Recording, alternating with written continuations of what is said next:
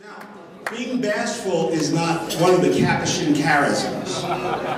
Being bashful is not one of the things we do well, except I found a young friar who attempted to be bashful. And so I had to cajole and trick and beg and twist his arm to please come forward and offer you a few moments of deeply philosophical thought. Erik.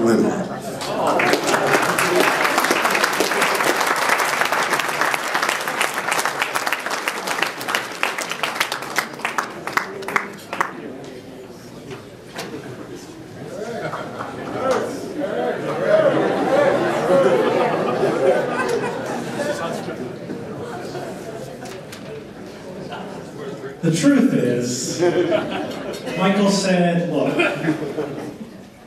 the state of the province thing might be kind of boring. Afterwards, say something to kind of chew up a little bit. And when he asked me to help out with the dinner, I thought he was going to ask me to work the coat room. I want to share a little bit about my experience in the province. As you saw, we have a lot of young guys. A lot of young guys, a lot of old guys too.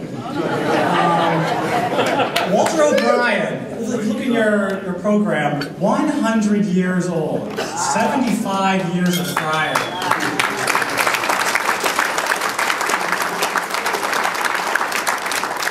Amazing. I once heard Father Walter give a homily about the wedding at Cana,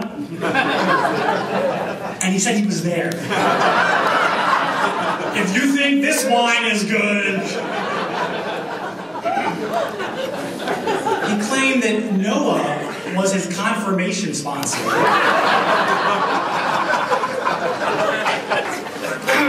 Amazing guy.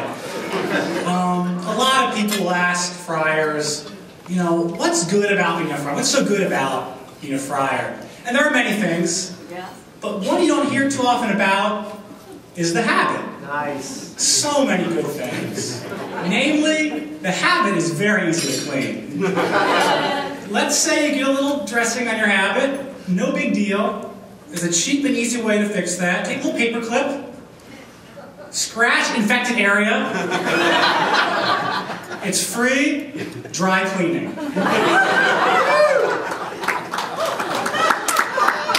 And the habit has a cord here.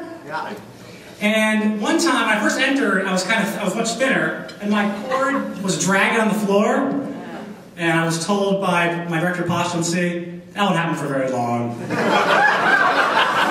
Because the truth is, we don't actually keep track of all the years for jubilarians, but when this knot reaches this knot, we assume that's 60, 50 years.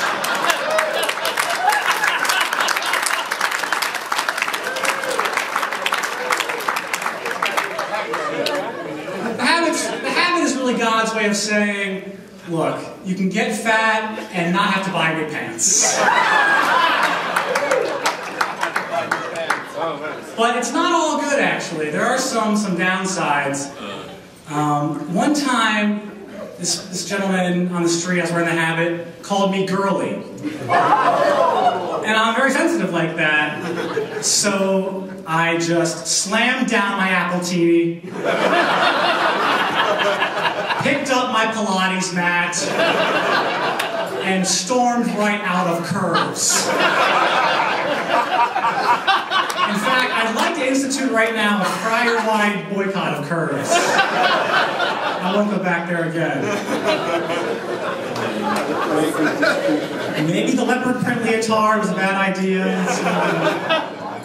And I have a German Jewish grandmother, and she doesn't understand this whole thing at all. She's like, tell me again, son of my son, why the dress? And I explained to her, Grandma, I'm a Capuchin Franciscan, trying to live a gospel life. I understand that, but Capuchin is monkey, no? So I assume you are some kind of celibate zookeeper. That's what I tell my girlfriends. Now there is, and I'm offended by that person, I'm deeply offended because there's a huge difference between a Capuchin friar and a Capuchin monkey. Oh, yeah. Because one is a group of filthy animals that belong in a zoo, and the other are monkeys.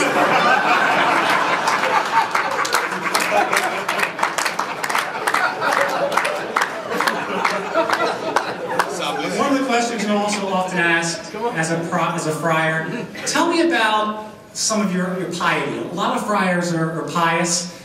And I think we have a lot of friars that are deeply, deeply pious. Personally, I'm pumpkin pious. Other guys will be apple pious. Blueberry pious. Right now, I'm in formation to be a priest, and God willing, in a few years, I'll be ordained. And people say, what are the things that you're looking forward to about being a priest? And again, there are many. But one of the ones that people don't expect is, I really like giving out ashes on Ash Wednesday. And I made a rookie mistake a couple years ago. I had consumed a whole bag of Cheesy Puffs right beforehand. Rookie mistake. And I was giving out Tiger Stripes all day. How are the ashes? They're great!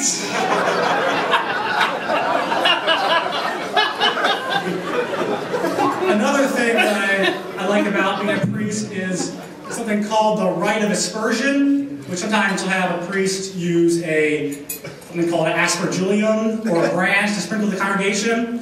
And I looked up the rite. It says the priest can use a branch, the asperger, or any suitable instrument to sprinkle the congregation.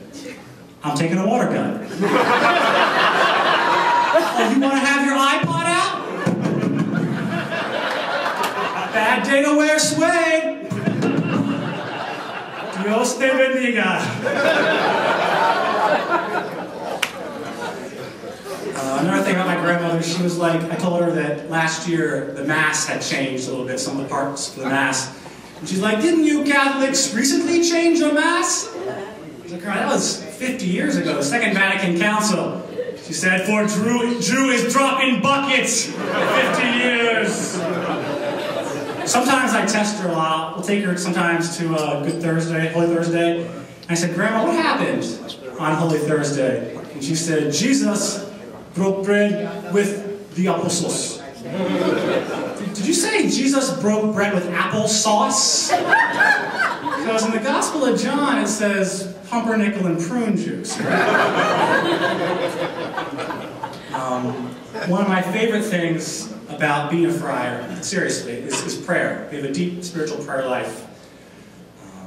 And I think that prayer is a way we talk to God, but also a way we talk to each other sometimes.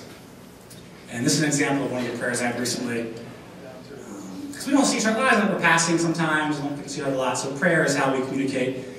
I said, God, thank you so much for my mother's safe arrival, and thank you for giving Brother Jim the courage to pick her up today. I didn't ask him to in advance. And she's Boeing Flight 797, Air Tran, Terminal E. And also, Lord, thank you for the Sunoco on the corner because I forgot to fill up the gas tank. Amen. Michael actually gave me the option. He was like, you can say a moment of levity, or you can offer the grace before a meal. And there is no chance I could have ever done that. Because when I see food, I get very distracted. And I'll pray like, dear Lord, thank you for the mashed potatoes, the stuffing, wow. And the cranberries, so delicious. Love cranberries. Whatever happened to that 90s band, the Cranberries? They were a really good band. But I guess all bands break up sometimes. Led Zeppelin, Air Supply, even bread. So give us this day our daily bread. Amen.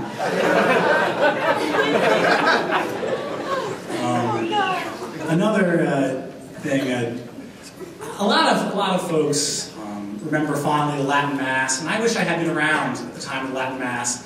because I'm a huge Harry Potter fan. And I think when you hear Latin, it's like casting a spell.